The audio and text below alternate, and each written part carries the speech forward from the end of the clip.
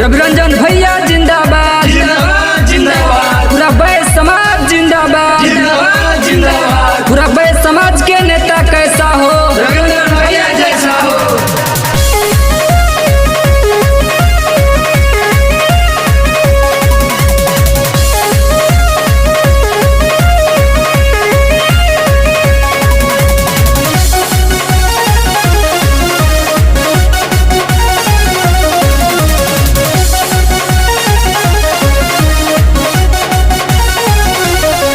बैस समाज हवा तो हाथ दे के साथ में चलो।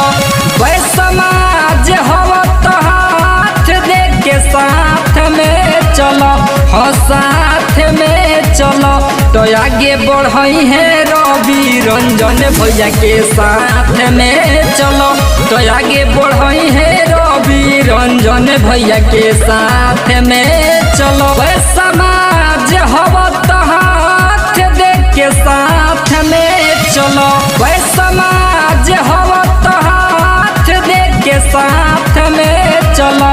हाँ साथ में चलो तो आगे बढ़ई है रविरंजन भैया के साथ में चलो।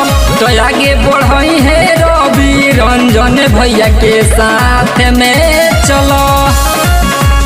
पूरा बैस समाज जिंदाबाद जिंदाबाद जिंदाबाद। हमारा नेता कैसा हो रविरंजन भैया जैसा हो।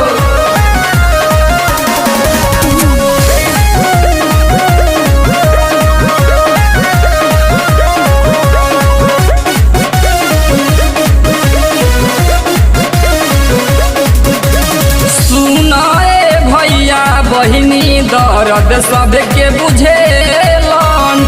सब कर दुख सुख में शामिल रहेलन। शामिल रहेलन।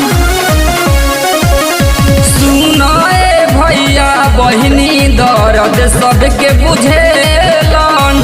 सब कर दुख सुख में शामिल रहेलन। होके एकजुट सुन अभियो से जमात में चलो। होके एकजुट सुन अभियो से जमात में चलो। हाँ जमात में चलो तो आगे बढ़ई है रविरंजन भैया के साथ में चलो। तो आगे बढ़ई है रविरंजन भैया के साथ में चलो। रविरंजन भैया जिंदाबाद जिंदाबाद जिंदाबाद। पूरा बैस समाज जिंदाबाद जिंदाबाद जिंदाबाद। पूरा बैस समाज के नेता कैसा हो रविरंजन भैया जैसा हो।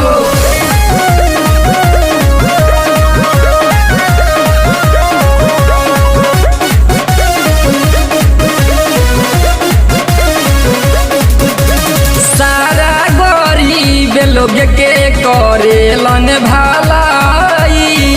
गौआ जवारे उनकर करेला बड़ाई।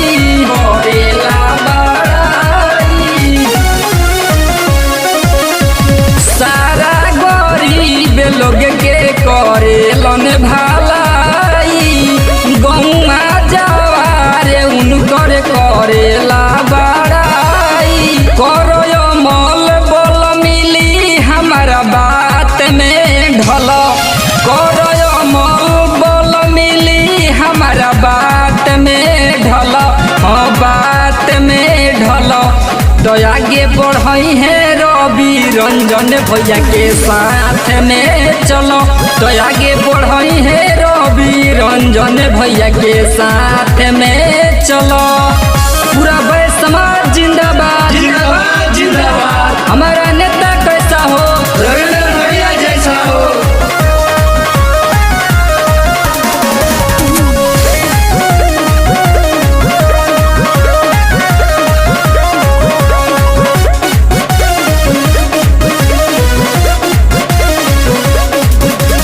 ऋषि रावना कहे हरेंद्र दिलदार हो। अभियो से बदल अपन झपसी विचार हो। झपसी विचार हो। ऋषि रावना कहे हरेंद्र दिलदार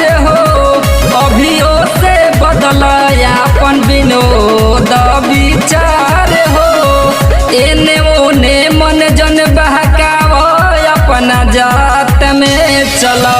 एने ओने जन मन बहकाव अपना जात में चलो। हाँ जात में चलो तो आगे बढ़ई है रवि रंजन भैया के साथ में चलो।